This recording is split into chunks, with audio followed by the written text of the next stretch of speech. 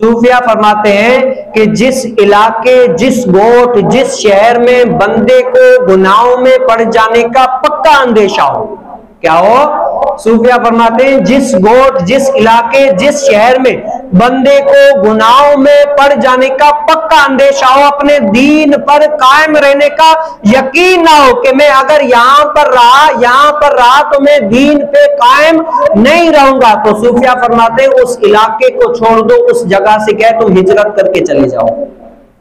क्यों? जब तुम दीन पर कायम नहीं रह सकते तो अपना ईमान महफूज नहीं कर सकोगे, अपने ईमान की सलामती तुम्हारे लिए मुश्किल हो जाएगी। जब ये तुम्हारे लिए मुश्किल हो जाएगी तो क्या है, तुम ईमान लेकर नहीं जाओगे।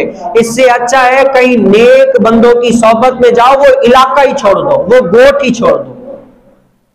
वो हमारे उलमा क्या फरमाते हैं, यहां तो मर्द बन या मर्दों के पीछे चल।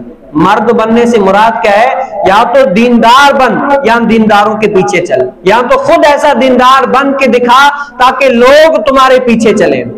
क्या बने?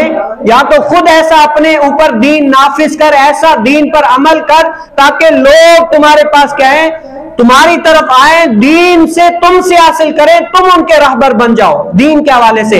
या तो क्या है, किसी दीनदार के पीछे तुम भी चलो। ये दो बातें हैं। अब ये मेरे लिए और आपके लिए कि हम इनमें से किसकी तरफ चाहते हैं।